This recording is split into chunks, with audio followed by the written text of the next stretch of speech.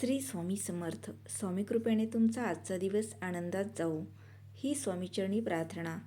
13 April रोजी दुपारी 1:48 शुक्र आणि गुरु एकमेकांपासून 60 अंशावर असतील आणि त्यामुळे एकादश योग तयार होणार आहे. 2 शुभ किंवा प्रभावशाली ग्रह 60 अंशावर असतील तेव्हा हा योग बनतो. याला लाभदृष्टी असेही म्हणतात. आणि हा योग तयार झाल्यावर दोन्ही ग्रहांचा सकारात्मक परिणाम सर्व राशीवर दिसतो. देवतांचे गुरु नवग्रहामध्ये अत्यंत महत्त्वाचा ग्रह मानला जातो. गुरु ग्रह ज्ञान, भाग्य, संतान, समृद्धी, धर्म, शिक्षण, धन आणि विवाह यांचा कारक मानला जातो आणि त्यामुळे गुरुच्या स्थितीत बदल झाला की त्याचा परिणाम राशीवर तसेच देशदुनियेत दिसतो. सध्या गुरु अतिचारी गतीने पुढे जात आहे. त्यामुळे तो एका वर्षात एकदाच नव्हे तर यंदा 2-3 वेळा राशी बदल करू शकतो. आत्ताच्या स्थितीत गुरु मिथुन राशीत मार्गी अवस्थेत आहे. या राशीत राहू मेष राशीत असलेल्या शुक्रासोबत कोणीही संयोग बनत असून एकादश योग तयार होत आहे. या योगाचा प्रभाव 12 राशीवर दिसेल, पण 3 राशींना विशेष फायदा होऊ शकतो.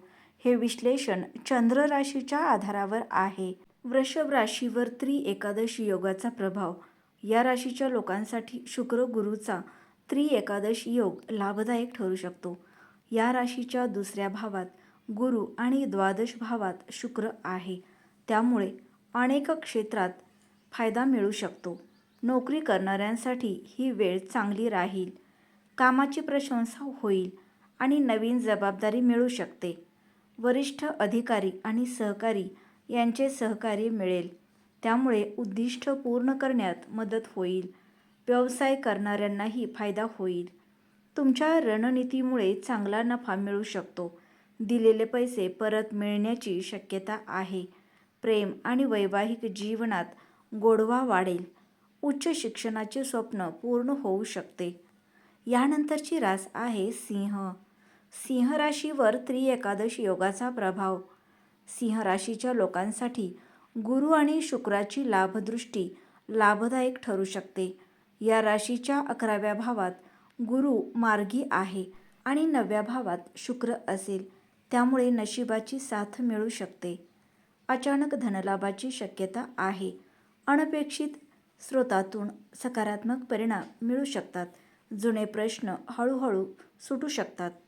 या राशीचे लोक आपली उद्दिष्टे पूर्ण करण्यात यशस्वी होऊ शकतात. करिअरमधील अडथळे कमी होतील आणि यशाचे नवीन मार्ग खुलतील. तुमच्या प्रयत्नांची प्रशंसा होईल. व्यवसायातही फायदा दिसतो. ट्रेडिंग किंवा सट्टेबाजीमधून नफा मिळू शकतो. पण गुंतवणूक करण्यापूर्वी विचार करा. आर्थिक स्थिती मजबूत राहू शकते आणि बचत करण्यात यश मिळेल. आरोग्यातही सुधारणा दिसू शकते. यानंतरची रास आहे धनु. धनु राशीच्या लोकांसाठी गुरु सप्तम भावात मार्गी आहे आणि शुक्र पंचम भावात आहे. त्यामुळे एकादश योग अनेक क्षेत्रात फायदा देऊ शकतो. वैवाहिक जीवनातील ताण कमी होईल आणि नात्यात गोडवा वाढेल. अविवाहित लोकांना लग्नाचे चांगले प्रस्ताव येऊ शकतात. गुरुची 7वी दृष्टी लग्नावर पडत असल्याने नोकरीतही फायदा होण्याचे संकेत आहेत. उत्पन्न वाढण्याची आणि पदोन्नतीची शक्यता आहे. व्यवसाय करणाऱ्यांनाही या काळात चांगला नफा मिळू शकतो.